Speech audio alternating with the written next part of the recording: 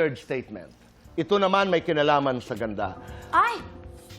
You know, I heard this. I think in one of the interviews, I don't know kung pabiro, sinabi ni Andrea Brillantes, to the effect, I don't know the exact words, but to the effect na may sumpa ang pagiging maganda. Tanong, Kiray. Parang Ano? mo nakakatakot yung tanong. Hindi, tanong. Dahil ang tanong. sobra, hindi, but you're beautiful. I mean, you've always been beautiful. Magkano ba, Tito Boy? Hindi, totoo. I mean, Wow! Hindi, ganito. Mapapag-usapan natin mamaya.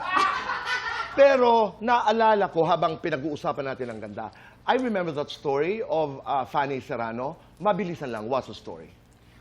Kasi po binuli ako noon sa ball, sa isang ball. Tapos, parang... Binuli na paano? Ang pangit ang gown ko, ang pangit ang makeup ko, overall, ganyan-ganyan. Pero Tito Boy, ang saya ko noon. Kasi sa dami ng artista doon sa ball, 10 kaming nilait. Ang saya ko, sobrang sikat lang. So sabi ko, wow. Sabi ko, Tito Fanny, hindi mo alam kung gaano ako kasaya nung nabully ako noon kasi 10 sikat na artista ang nandun. Pang-10 ako, napakasaya ko. Okay. So, pero kasi naging ko siya, fairy godmother ko talaga si Tito Fanny. I miss you, TF, sobra. So, inano niya ako, minake-over niya ako. Akala ko naman normal-normal lang na may make-upan niya ako, haircut niya ako. Ano niya pala ako, ipipictorial niya pala ako ng bonggang-bongga kasi sabi niya, gusto kong makita ng mga tao na lahat ng tao may sariling ganda. Tama naman. Tama naman. Pero may panahon ba na nagdaan ka na nadidefine yung sense of beauty mo sa sinasabi ng iba? Hindi rin, never, Tito Boy. Oo. Talagang matapang ako ever since. Talagang... Ano yung pinakamasakit na narinig mo na sinabi ng kapwa sa'yo? Actually, Tito Boy, walang pinakamasakit. The fact na inaasar ka, the fact na niloloko ka, the fact na may sasabihin sa'yo hindi maganda, pare-pareho lang yan eh.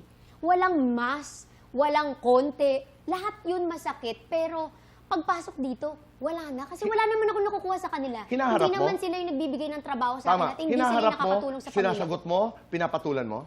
Wala po. Okay. Never talaga. Okay, doon tayo And mabalik tayo kay Andrea. Yes. Yung sinabi niyang sumpa. Kaya pala never ako nasumpa, Andrea, ha? Okay. Ewan ko, Andrea, ha? Pero, sige, sa'yo na yung sumpa na yan.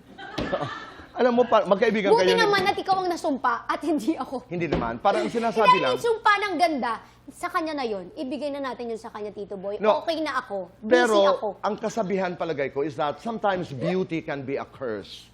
Hindi nga lahat maganda ang naidudulot ng kagandahan. Pero in your case, Andrea is one of the most beautiful girls O kaya, in this Andrea, country. sa kanya na yung ganda. Kuhanin ko na lang yung curse na lang yung akin.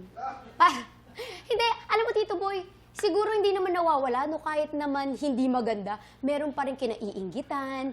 It depende. Depende sa, kunyari, kagaya ngayon, no, kapag meron kang nabili na bago, ay, sana all, di ba? Hindi. Parang normal naman na yan ngayon. Tama pa rin si Fanny Serrano, lahat may ganda. Yeah.